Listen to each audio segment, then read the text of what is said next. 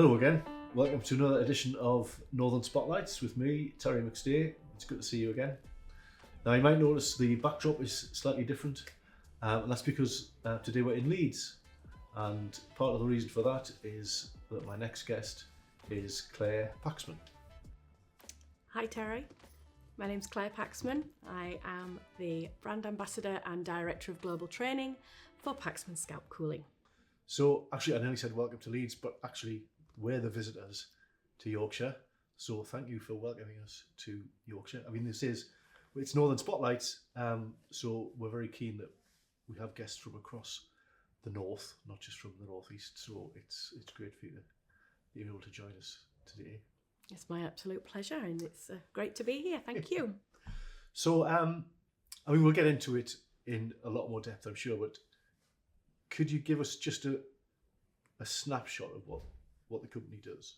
Yeah, sure. So Paxman is a medical device or a medical device company, and we help people to minimise their hair loss during chemotherapy treatment. Okay. So ultimately it's a small refrigerated device that sits at the side of a chemotherapy chair, and you wear a silicone cap that pumps coolant through that cap whilst you have your chemotherapy for a period of time before, during, and then for about 90 minutes afterwards. Right. So we're protecting the hair follicles from the effects of the chemotherapy drugs. Right. Because I must admit, when I first came across the company, which was a few years ago, it's not something I'd ever have thought about. But then when you see what you're doing and why, you think, well, of course, because it's such I mean, having chemotherapy and having cancer, I'm sure is a dreadful thing anyway. But on top of that, to lose what for many people is part of their identity must just make it even worse.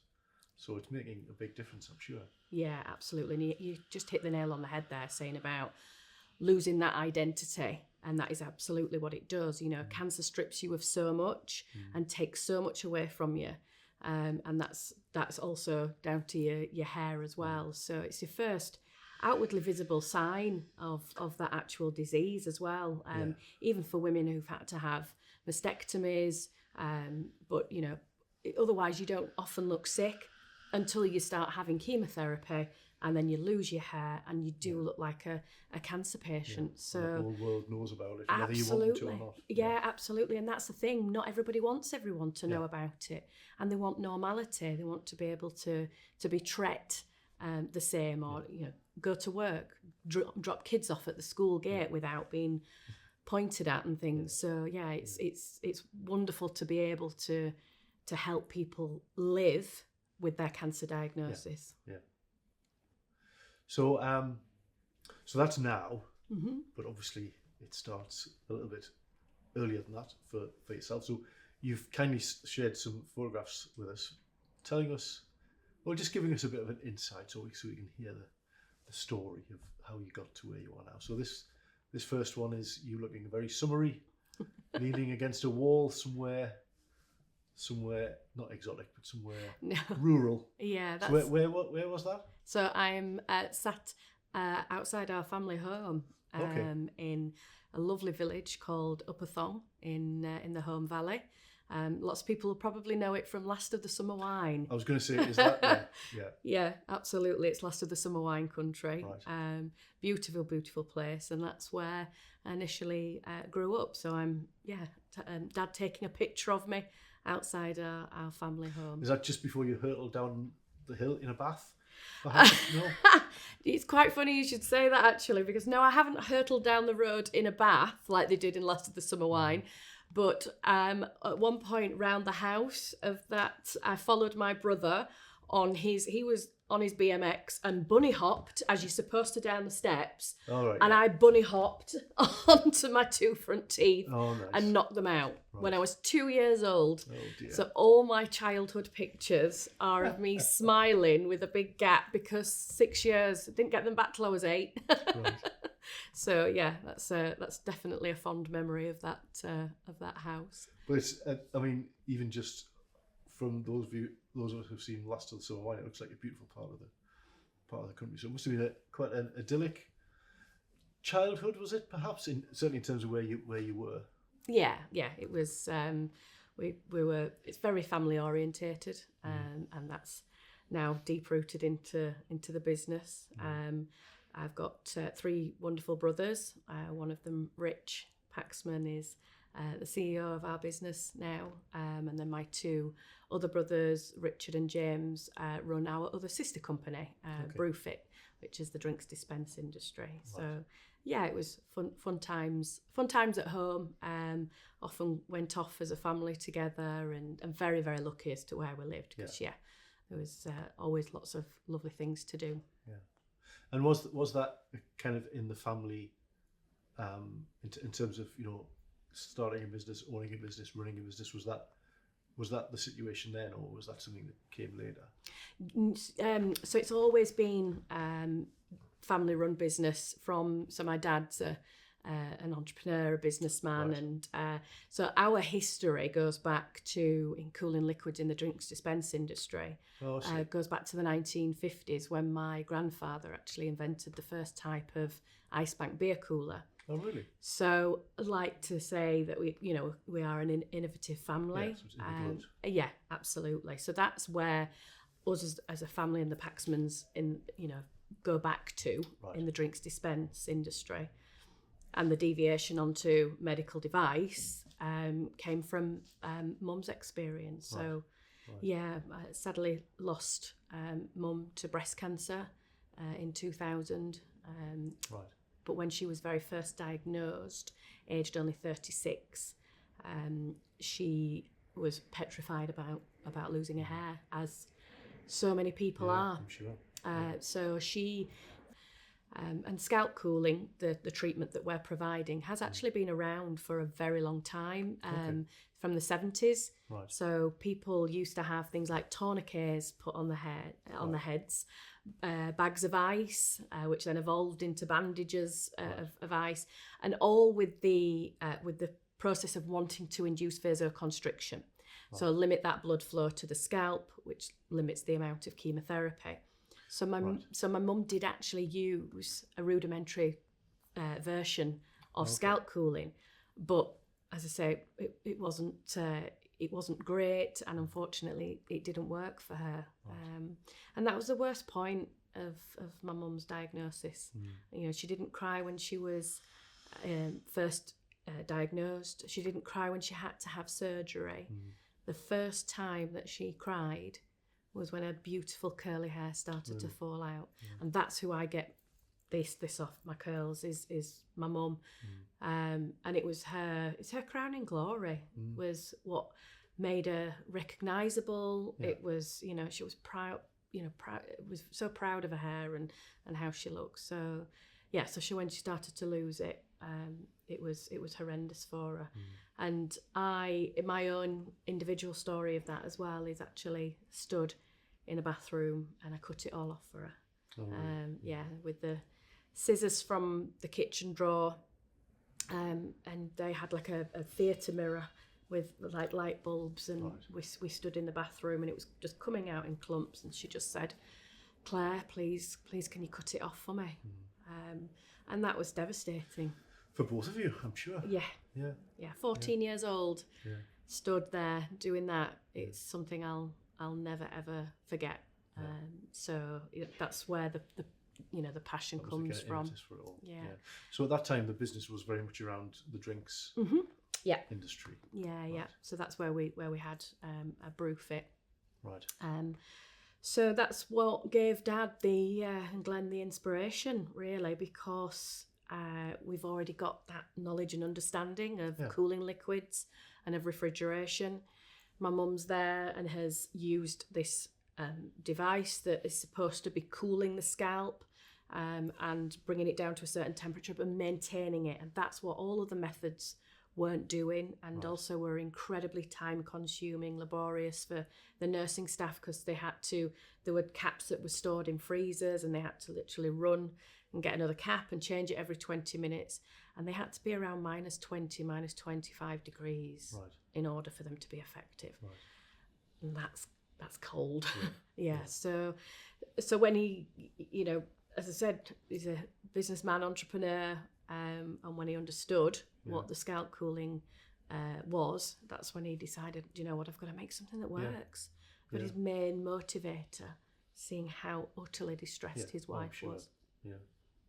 So in terms of, for those of us who don't, including me, who don't really know the reasons for this and how, so could you tell us just why is this, or how is this an issue, and you know, how was it discovered that the cooling the scalp actually helped to stop the hair? Yeah. So why do you lose your hair when you have chemo? Yeah. So a cancerous tumour is a rapidly dividing cell. So it's constantly growing and evolving. So chemotherapy is designed to target that and to basically kill it. Right. But the only issue is it can't differentiate between a healthy cell and a nasty cancerous cell. Kills everything in sight. Absolutely. So every other rapidly dividing cell, it also kills. So your hair is your second fastest dividing cell in your body. Really? Right. So 90% of the time it's in its active growth phase, which is also known as its anagen phase. Simply because your hair's growing all the time. Exactly. Right. Yeah, exactly. So when you're given the chemotherapy, it is literally searching out all those rapidly dividing cells. You've got them in your mouth, you've got them in your stomach, on your nails. You know, this is why it also affects all of these other areas as well. So the cooling itself, so as I said back in the day, and what they've always wanted to do is induce vasoconstriction. So in that way, you're limiting the amount of blood that actually gets to those hair follicles, and that blood is carrying the chemotherapy. Right. So less chemotherapy, less toxicity on those hair follicles as well. Right. But what we've been able to do over the years through our research and development is actually discover the optimum temperature that your scalp needs to be at in order to protect those hair follicles. And we've also discovered lots of other biological mechanisms that go on when you're cooling those scalp and when you're cooling the cells. So yeah, we've got the vasoconstriction, so limiting that blood flow down to 20 to 40%. Then also what we found is when you cool the scalp to between 18 and 22 degrees, those rapidly dividing cells are energy dependent. So when they're cooled, they actually slow down. Right. So they lay dormant. So therefore the chemotherapy bypasses them. Right. There's a couple of other things that we've most recently found as well, is that the way that the chemotherapy actually enters into that cell, the diffusion way, because it's cooled as well, that makes it difficult for it to actually pass into the cell. And then the toxicity of that drug as well, when it's cooled, just in that localized area, is lessened. All right. So it's a mixture. There's lots of different benefits. Lots, different effects. yeah, yeah. So that's why it's so important and super important for people to have a really good sized and fitted cap. Right. Because that can have an impact on how effective it is. Right. Right. Did you expect to be having a science lesson today? I was really looking forward. I was hoping to have a science lesson. I'm sure our viewers have learned something as well. So going back to the first, so your father and your brother sort of. So let's do something about this. It was my father and his brother. Oh, his brother. Yeah, right. my uncle Neil. As we were still young. Of course. And so they set about. My uncle Neil is also. I call him a genius of refrigeration. What he doesn't know about cooling things isn't worth knowing. So him and my dad, they both set about developing a device that again would cool a refrigerated system, which would pump a coolant into a cap and back again and keep it regulated. So we could work at much higher temperatures than previous models, and also that we didn't need to change the cap. That was the absolute most important and the crux of it, to have a cap that could remain on the patient's head throughout, because that helps with reducing that scalp temperature and maintaining it. But then the plus side of that as well is nurses, for them to not have to be running around chasing caps. So presumably they knew a lot about cooling liquids, but not quite so much about caps on heads, and so that there must have been a lot of kind of fiddling on with things and prototypes and messing around in workshops and things. Yeah, absolutely. With the device, the machine, yeah, that was their absolute area of expertise and knowledge. So, yeah, it was speaking to manufacturers of materials and seeing what was going to be the best way, and looking at head forms and different things like that to come up with different cap sizes so that we could get a cap to fit. So we've evolved hugely since the business started in 1996 and launching the product 96, 97.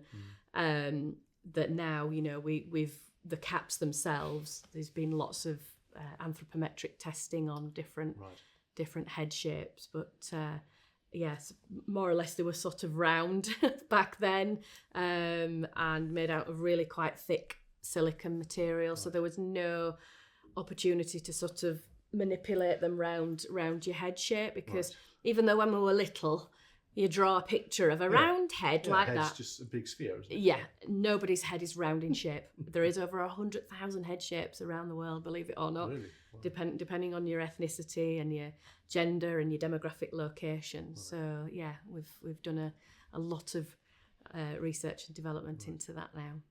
So from setting up the company in 96 to launching the first product, that's not a lot of time, which is pretty impressive to have got something launch worthy in that time.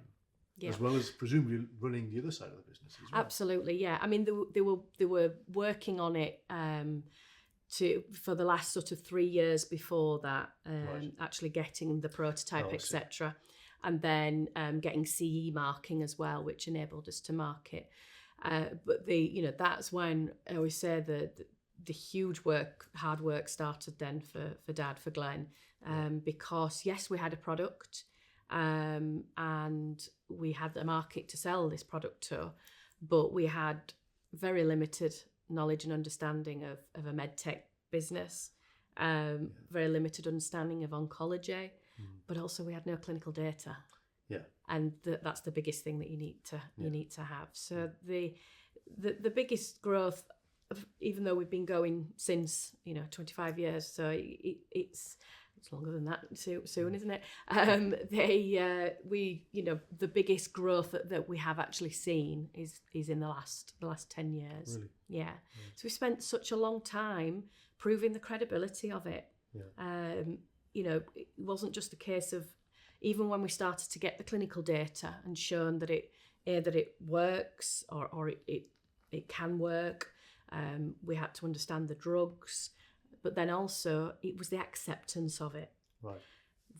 It had a very negative acceptance for a long time, just because it's only your hair, it'll grow back. Right. That's not the case. Yeah. What actually psychologically it means to people. Or is that among people in the medical profession? Yeah, absolutely. Right. But we've come a long way anyway with the treatments in general, because it used to be that you were given chemo, you'd lose your hair, you'd be sick as a dog, and you wouldn't be able to do anything. But that's not what people want and deserve. Was the attitude, well, you should be grateful we've saved your life? Absolutely. Never mind your hair. Yeah, and you're dead right. That's absolutely what the mindset was, and understandably, we're here saving your life. Yeah. Why are you bothered about your hair? Just wear a hat. Yeah, you got a wig. Get a wig. Wear a hat. Wear a scarf. And get on with it. Yeah. But as I say, things have evolved so much that it's about that whole approach to that cancer care and the supportive cancer care. So making sure you don't feel sick. And so they have anti-sickness drugs and all of the other support. And this is where this fits in. But then we needed to make sure that the clinicians had the buy-in as well.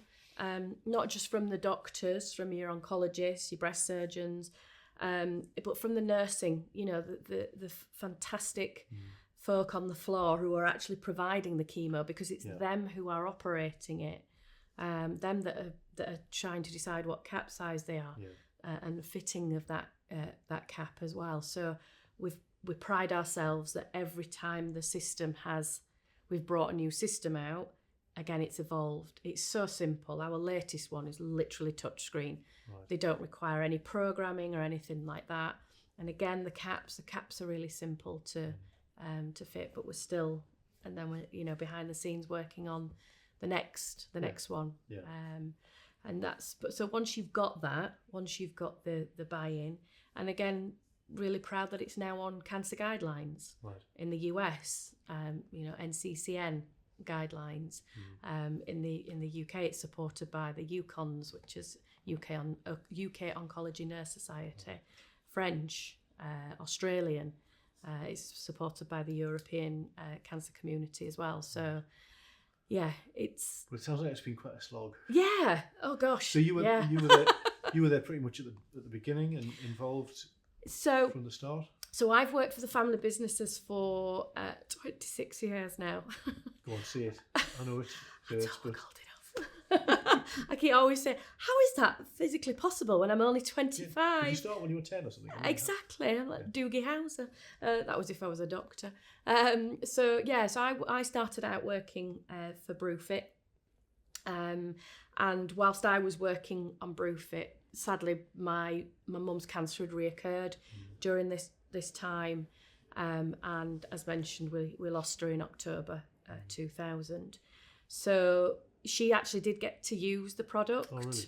Right. It didn't work for her, but in the interest of research, she continued, and her hair did start to grow back. So seeing that, having cut my mum's hair off, I did always want to work on the Paxman side, but it wasn't applicable. I was, it was important, the work I was doing with Brewfit, and then it was 16 years ago when things were developing, and initially I was drafted in to do bits of training, but bearing in mind I'd been drafted in before to help out at conferences. Right. I'm a people person. I loved, and so Glenn Dad turned around and said, right, I'm at a conference and I'd like you to come along and help out. And I guess that's often how it is in a family business. Yeah. Everyone just kind of pitches in and gets involved. Absolutely, yeah. And I thoroughly enjoyed that. But then, as I say, continued with Brewfit, and it was 16 years ago when I moved over. Initially, just to help out with training. So I was helping out with training initially, and as I knew I would, absolutely loved it. Yeah. And so then it was said, well, do you want to make it permanent? Would you like to move over to Paxman? And jumped at the chance. We think you'd be good at this. So yeah. So this second photo, that's you want to sort of trade stand? Yeah. Or, right. So that's that quite early on? Very early on. Right. So Mum was still with us then. So I'm 20 years old there.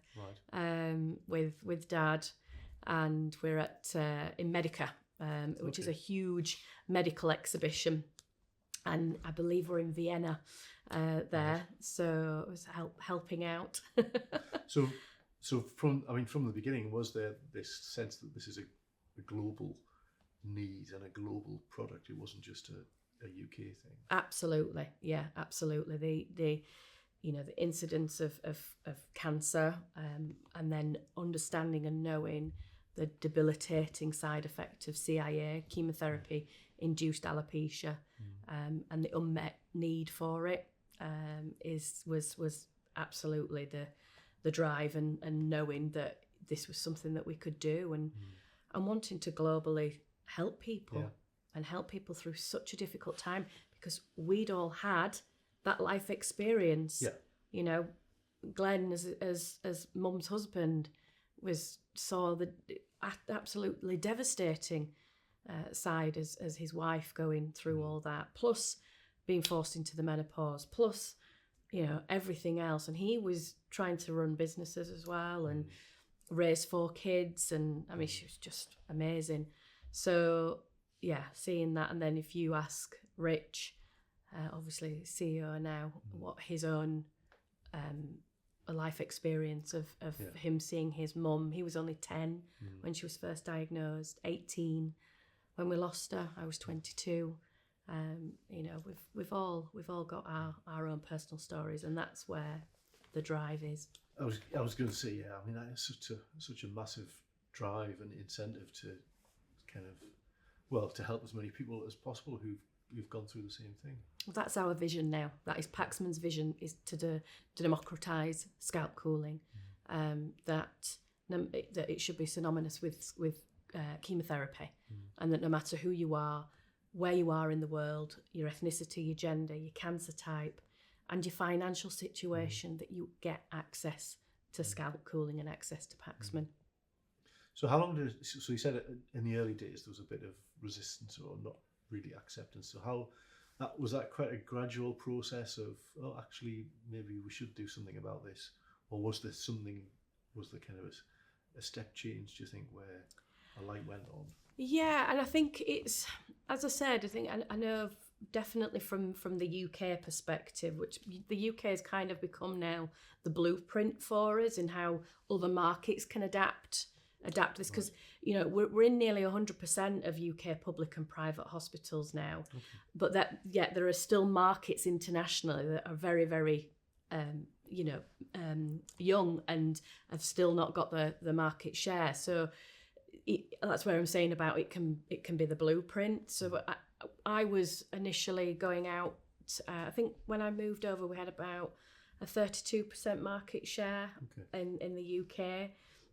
So initially I started training, but then I was like, I want to sell these, I want to get them everywhere, I should have them. And using my own experience. But the great thing that we were able to do is, because obviously there's the financial constraints, in particular with the NHS, and then if you don't particularly get the buy-in as well. But we were really fortunate. We actually formed a partnership with charity, wonderful breast cancer charity here in the UK called Walk the Walk. And we met Nina Baru, the founder, when we actually took part in they do a famous walk called the Moonwalk, where thousands of people walk around London at night in a decorated bra, and you do like a marathon. So we entered a team, the Paxman team, as a way of raising awareness. And actually at that time, they were about to fund wigs for the NHS. So once Nina got, what's this? And we got to meet her.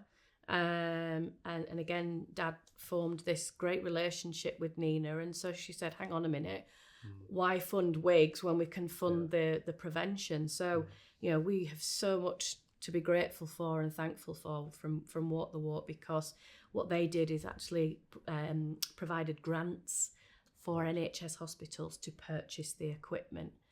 So even though it wasn't a case of, here you go, here's the money, because you still had to get the buy-in. So I used to allow them to trial the devices for a number of months. And just in the meantime, all the paperwork could be sorted as well. But it just helped alleviate, meeting the two in the middle of, here's your potential for your funding, and this, by you trialing it, you can actually see that you're not running around anymore. You're not having to change caps, and your patient's been really uncomfortable. They could really see the benefit of this, refrigerated system with the simple fitting caps. So that really helped in the UK in being able to grow. And obviously as the business grew, we could then invest elsewhere as well, and particularly in our international markets. And then earlier on as well, that's when Rich and Curtis were Rich and my dad were looking into the US, because that was always the goal and the dream is one of the world's largest healthcare markets. Because I guess I would imagine anyone who's watching who has developed any kind of medical product would say that it's really difficult to get it, probably more than any other market, I would imagine, to get into and to really make inroads into.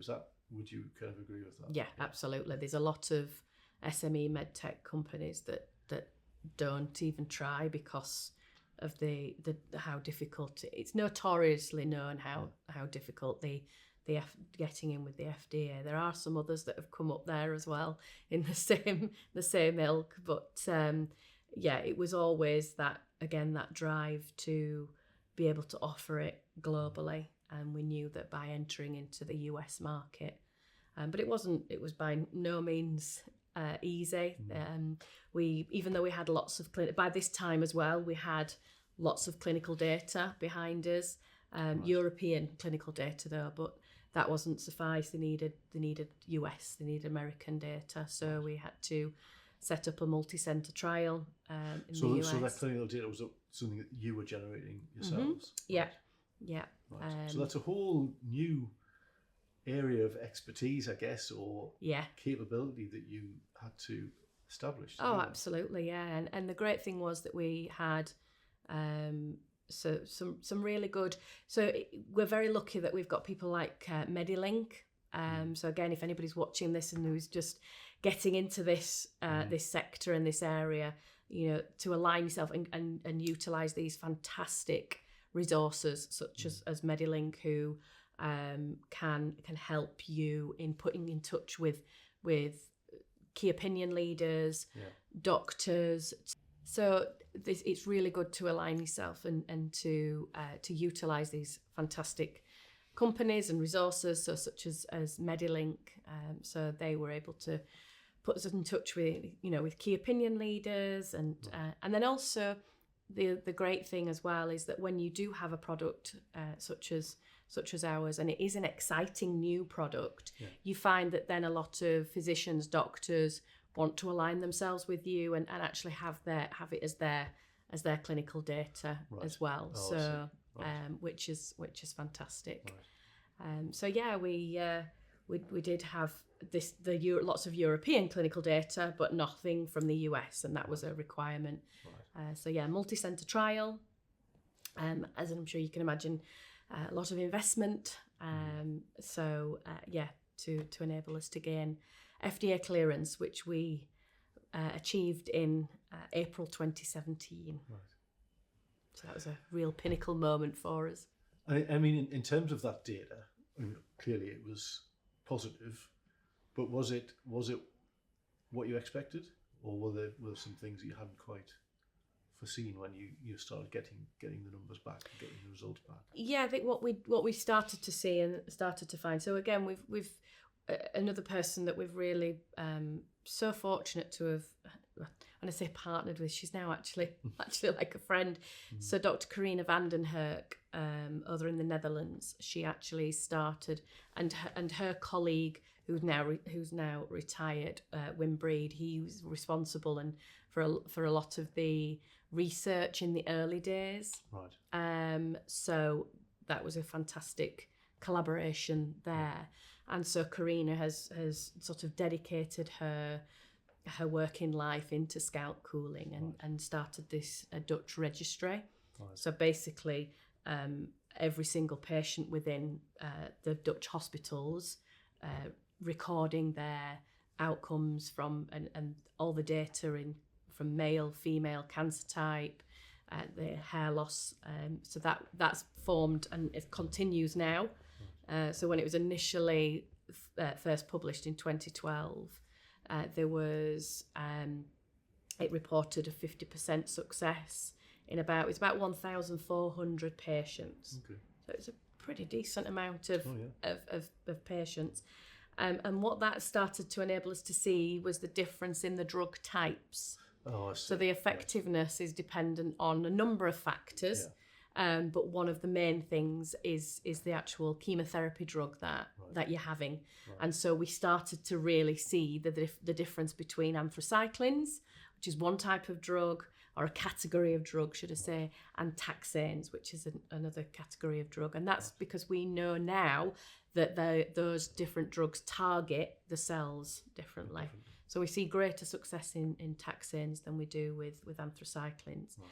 Right. But what that's enabled us to do is then, for that understanding, is really concentrate on the cap, because, as I mentioned before, it's really important that the scalp is sufficiently cooled, because that was the other part of it, was our linking then with the University of Huddersfield. Right. So again, you are limited in research and development when you're an SME.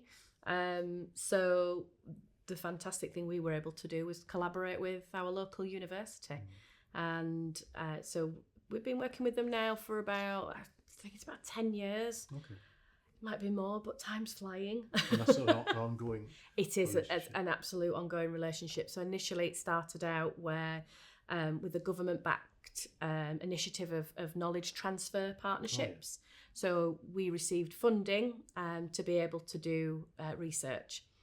So initially we worked with 2 different departments, the design and development department.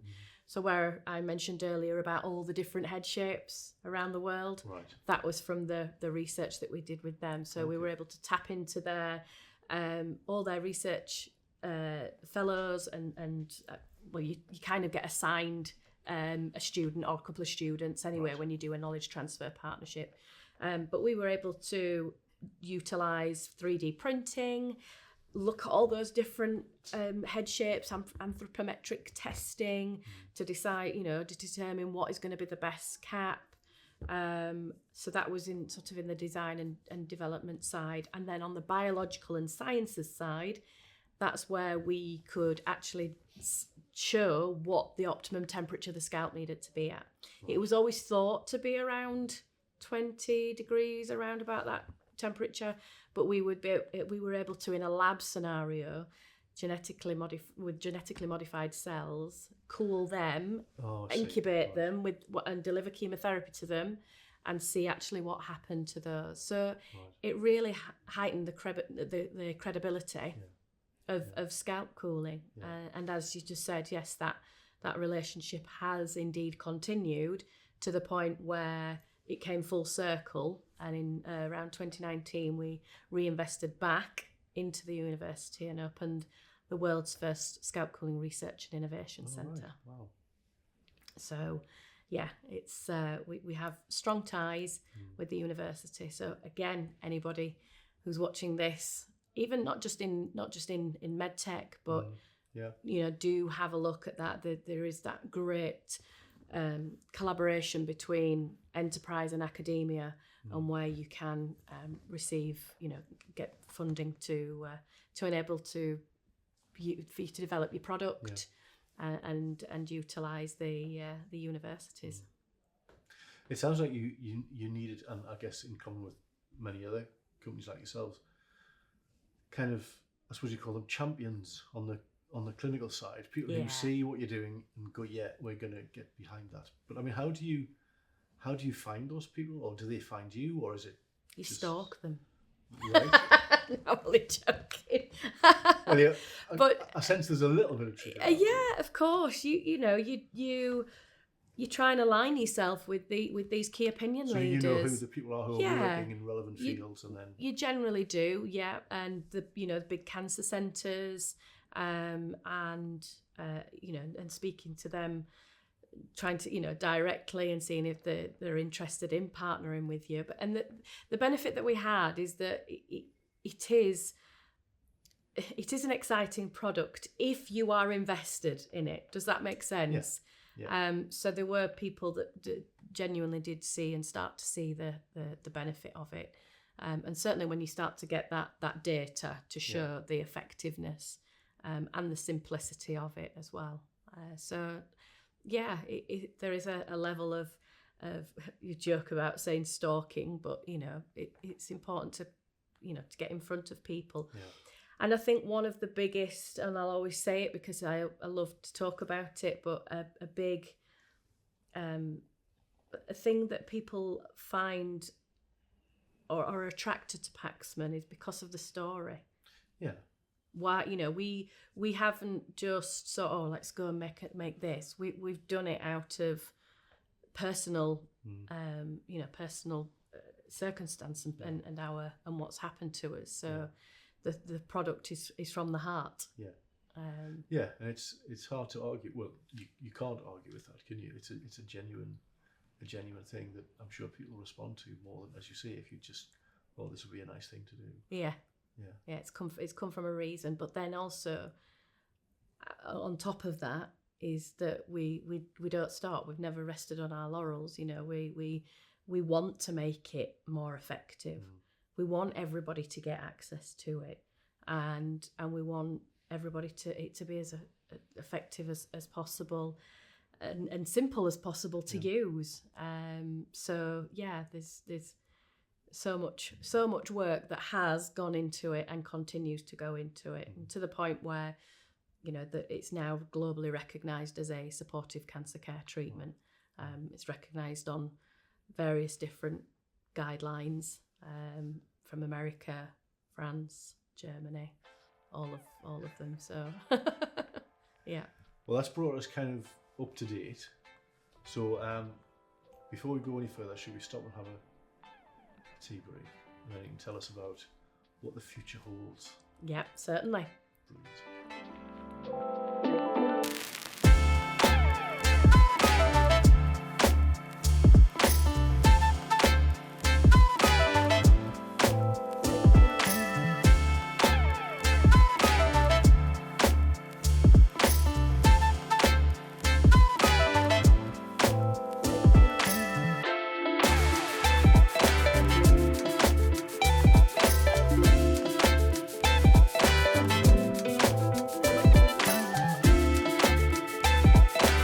Well, welcome back.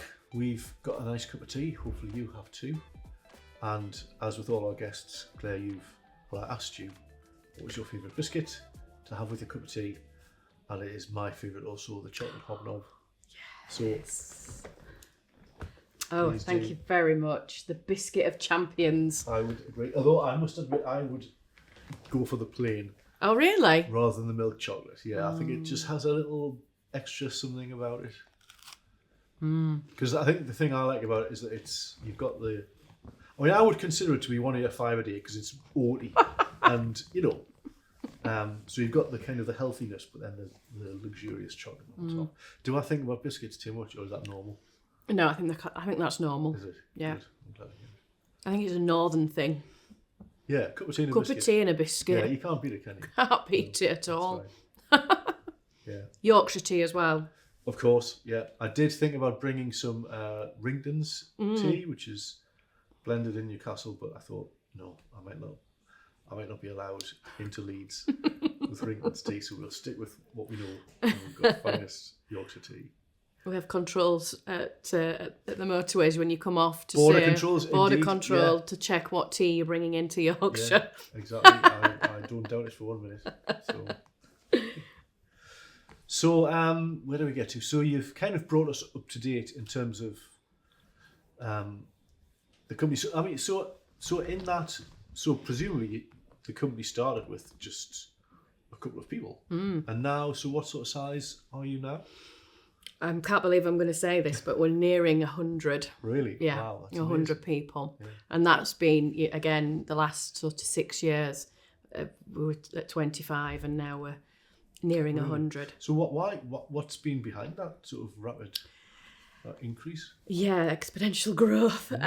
It's to enable us to grow as a business in all the different markets. So, so if you look at our quality department alone, being a medical device in the medical, in the medtech industry, you are highly governed by so many different regulatory bodies. So overarching, something called MDSAP, but then you've got your FDA in there, you've got your, I'm trying to get them right now, Anvisa for Brazil, you've got obviously your European, all of these different, Mexico has its own, you have so many different regulatory bodies to adhere to. Right. So it's so important that we ensure our product is safe, our product is right. So our quality department alone is 6 strong. So that gives you an idea. Obviously, marketing as well. So we now have our own in-house graphic designer, our social media people. So all of that's again we've got a full-on department there of 6, 7 people. So that's just two departments alone. And what we've also done though as well is part of our international growth is we've traditionally mainly had a distributor network. Right. So taking on partners to represent Paxman in their countries. But we're now going down the route of actually having a direct market, so us looking after that market ourselves. So currently we look after France ourselves, Spain, Scandinavia, India, and more recently Germany. So we had a partner in Germany, but they had the majority market share, but we've taken a majority of that back now. So as well as obviously UK and Ireland, US. So our US has, since the FDA clearance in 2017, we've now got over 1,000 systems out there. We're in over 500 locations, and it's growing constantly. So we have to have people on the ground out there. We have a head office in Houston, Texas, and then we've got people who are located in different areas of the US. To provide on-site training and just relationship management of the hospitals. Yeah. So I think there's about 12 of them out there now. So that kind of gives you a general idea as to why we have grown so much. And then we manufacture them ourselves, and they're built in Huddersfield. Proudly built in Huddersfield. Built in Huddersfield. Yeah, built in Huddersfield. So it's one thing to make a product, but there's all the other things that need to happen. Absolutely. And building relationships and things. Yeah, absolutely. Yeah. And as I say, the international team, again, as well as those direct markets, we have people who then look after the distributors as well. So because they need looking after as well, and production and. Yeah, finance, obviously, all of these elements of the business, and I think I alluded to before, R&D. We've a number of people within that department. So, and more recently, Canada. So so Canada is now a direct market of ours. The business model over there is slightly different, where we actually provide our Paxman technicians, if you like. They go into, we have partnerships with a number of hospitals in the Ontario area, and we have our machines there, but our technicians actually provide the treatment, not the nurses. So slightly different business model, but that means that all those technicians are under the Paxman umbrella. Yeah. So how many countries do you currently operate in? Yeah, so we distribute to over 50 countries in 65 markets, if that makes sense. So it's quite a few, but we've got some. And so it's probably hard to generalise, but because obviously hopefully there are lots of people watching who are looking to emulate your success, who are maybe a few years behind and maybe aren't yet in overseas markets. I mean, what have been the key things that you found that have been important in getting into those markets? Is your partnerships, definitely, not only with clinicians, but again, finding out and seeking out a key opinion leader within that market, but then finding a good distributor, a good partner. I think sometimes it can be one of those where, let's just take you on because I want to get some people in. But I think having due diligence about who you are having representing you is so important. They are you in that territory. Absolutely, yeah. And if they already have a background in the field that you're in, so with us it's oncology, because then they've already got the inroads to be able to market your product within that area. So definitely those key relationships and partnerships, and being due diligent as to who you have representing you, because they are you in that country, and that's something that we pride ourselves on, and that it is it's a brand that we have built, and that's one of the other things that's quite a pinch me moment sometimes when you hear people say, "Oh, I'm using the Paxman," because we do have there are other scalp cooling manufacturers, and there's more coming along now as it's grown in acceptance. So when you hear people say, "Oh no, we're using the Paxman," and proud to sit here now and say we are the global leaders, and not just because of our market share, because of the amount of systems that we have. We're now coming up to nearly 6,000 of our systems are out there now globally. But it's because of all of the work that we have done as well. Our superior clinical data, the amount of clinical data that we have, the biological scientific work that we have carried out and continue to, and the actual products as well. We pride ourselves on customer service and on ensuring that both our customers in terms of the hospitals, but also more importantly, our patients feel supported. Yeah. So we have a whole suite of literature for them in all different languages as well. That's part of our internationalisation of the business. We've got a fantastic website which is helpful as well, called cap.com, which is the patient-facing website. There's how-to videos on there. There's decision-making guides, how you can put your drug type in and see how effective it might be for you. Right. And then we also there's a scalp cooling studies website, so again for clinicians to be able to go and research on certain areas. Right. So there's lots of things that we're incredibly proud of. And then this last photograph, which is on the cover of what publication is that? So that's Kirklees Business News. Right. Yeah. So obviously our local business, but I love that picture, not only because it's myself and Glenn, Dad, and Rich, and that's not taking away from everybody else involved at Paxman, but it is a pinnacle moment because it's us three as Paxmans stood together. Some of us looking a little bit slimmer.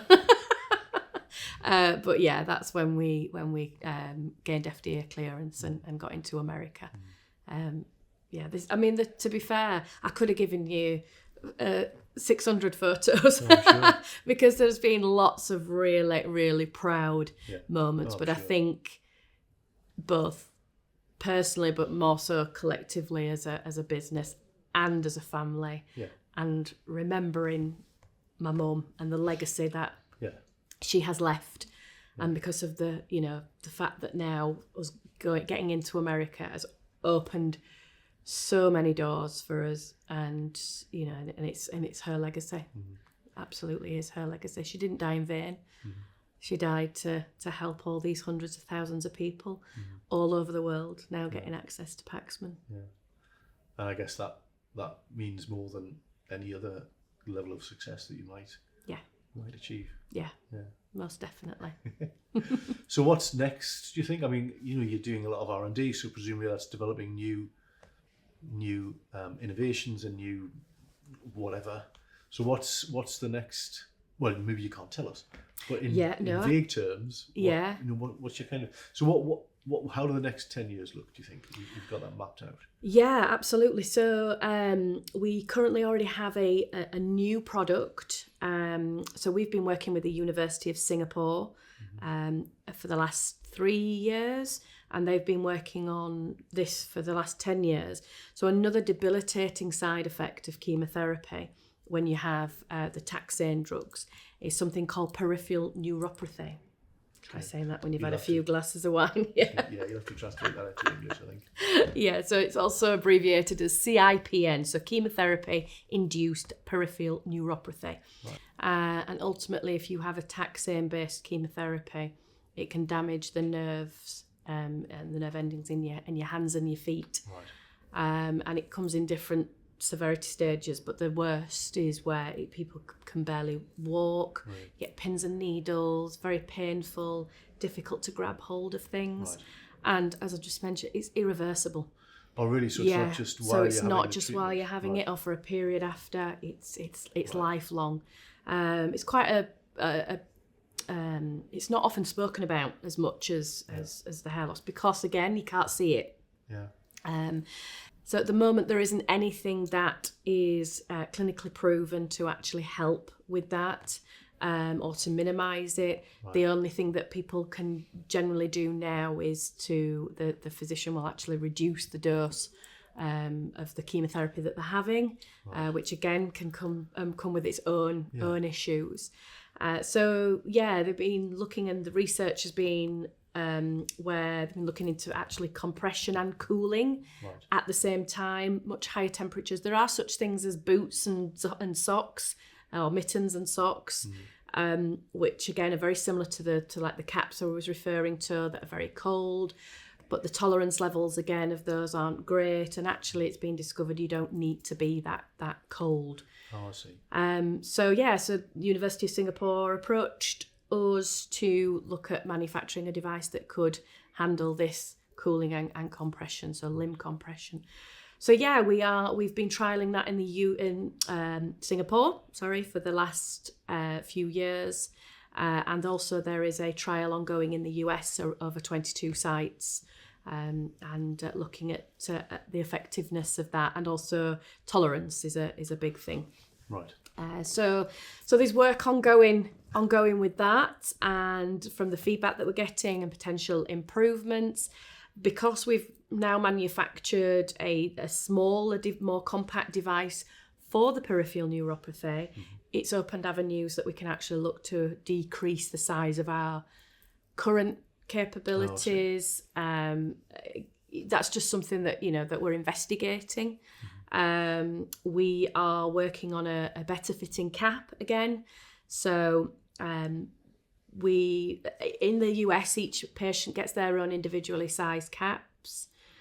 So that's a lot of caps out there that then potentially don't get used for environmentally friendly purposes, and to ensure that we can manufacture something cost effective, but environmentally friendly, but also that's a better fit than our current cap and the cap cover.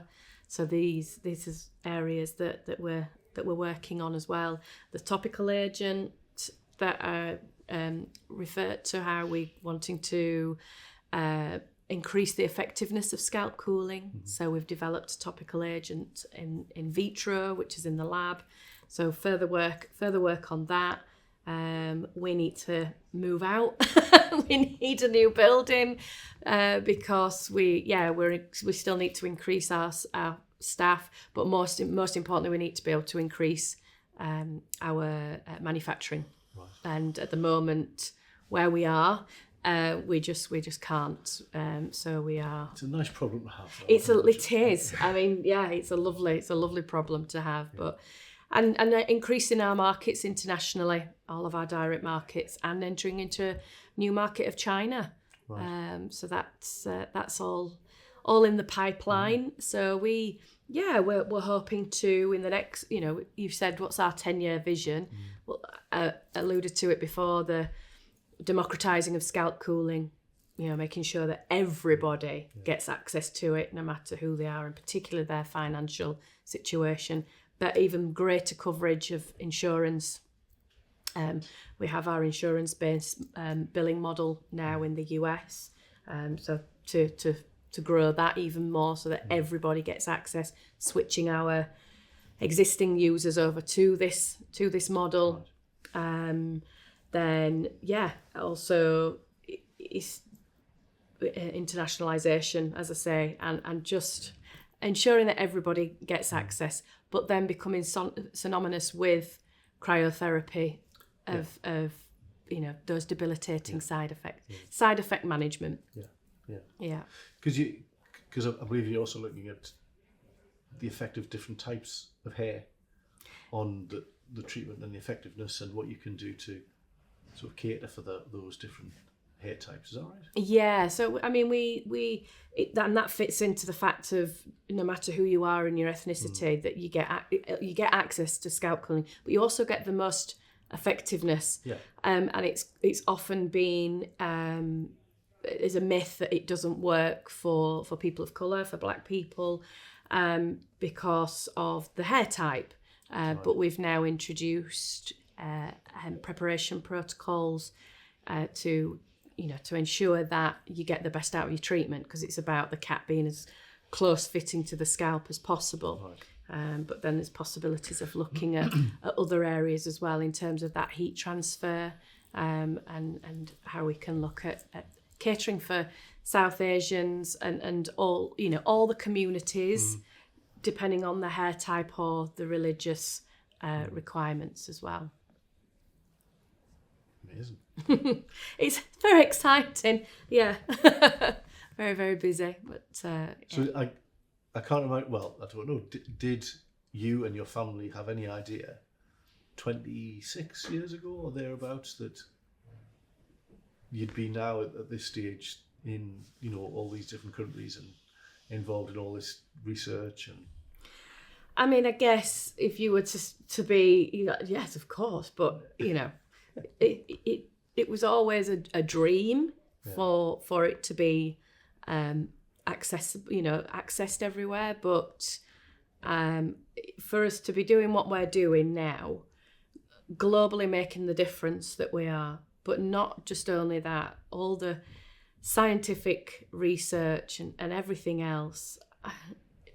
No, I think it's a lot of which wouldn't have happened. Exactly. I guess, if it hadn't been for, Yeah. So it's, as I said before, you know, pinch me moments are a regular occurrence. And I think many of our guests that we've had feel the same way. You know, they've reached a stage in their career and they can't quite believe it because it's something that they never expected to happen, or because the route has been so unpredictable and so unplannable, and they've just arrived at somewhere. And I probably, like myself, also sitting here talking to you, it's not something I would have expected to be doing even just a year or two ago. Yeah.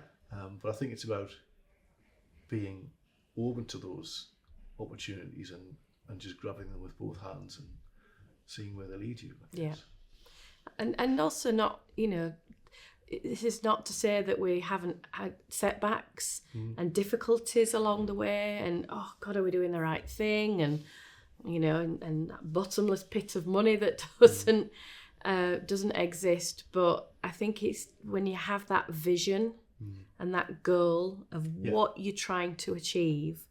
And I mean, we haven't even scratched the surface yet, in all honesty. There's still so much and potential other applications as well. But also shouting about that we're proud to be from the north, doing this and helping people globally is it's the dream. And I know personally for myself, this is not a job. It's not it's almost a job. A quest, isn't it? And as you said earlier, sort of fulfilling your mum's sort of legacy and sort of flying that flag for what I'm sure she would have wanted for you. Absolutely. And I think that goes the same for, I know we are so lucky to have the people at Paxman that we do. Everyone has that same vision and understanding. We're very much about the people. Paxman wouldn't exist at all. Never mind the family. It absolutely wouldn't exist without the people that are involved in the business. And we're so grateful for that and like to look after the team as well. So we do lots of things to help in that area and to help them grow and develop as well. Such things as working with Kirkley's growth manager and that we have done and who's helped with R&D pipeline, but also the taking advantage of the apprenticeship levy. Right. You know, we're upskilling our team. Apprenticeships aren't just about your 16, 17-year-olds from leaving school. It's actually upskilling your team and allowing them to grow and develop with the business as well. We're very focused on health and well-being. So we're very keen on making sure people are looking after themselves mentally. We run mental health drop-ins. I'm one of the people that help facilitate that because I openly talk about the fact I live with a mental health disorder myself, which has been a struggle. So, I'm always there to preach that to look after yourself. We allow people to do volunteer days away. I'm also we're very big on diversity inclusion as well, and run D&I workshops every quarter. Right. So the people at Paxman are who make it, and have. I love the relationships that we all have together, and it's quite nice because when people do come in, they do say, "Oh God, yeah," everyone sort of gets on, don't they? And we have a communal kitchen as well, and so it's we're really proud that recently we do engagement surveys, and the last engagement survey that we did, we had 95% completion, and the company that actually run those said that that's so much higher than they normally. The average is about 72, but we had got 95% completion, and obviously the majority, if not all of them, said that Paxman is a great place to work. And I think that's super important. When you've had that exponential growth, you can sometimes lose that. But it's always the patient and the reason is the core of that, and that's important for us to maintain that as well as we clearly keep going. that's that culture is spread throughout the organisation, and as you say, the people that work with you are very proud of what they do, and I'm sure that all of those who know of you as being from the north are very proud also of what you've achieved. Absolutely. I mean, when I go to America and whenever I do any talks anywhere, I always bring that in about the fact that we're from Huddersfield, from the north. Might sometimes do a little Game of Thrones impression, but it's it's something to be proud of. Really proud of. This often you get when you go away, it's like, oh my God, are you from London? Especially in America. No, it's like, from the north. No, from north, love. There's so much more outside of London, Which is why we're shining a spotlight on the north. Yeah. And Claire, thank you for helping us having a spotlight shone on you and your company and all the things you've done. It's been great to hear about it. Thank you. Can't thank you enough for having me and allowing me to talk all things Paxman. It's all a pleasure. Well, thanks for joining us on another episode of Northern Spotlights. I hope you've enjoyed it. Do join us again, and we'll be hearing some more inspiring stories from the north.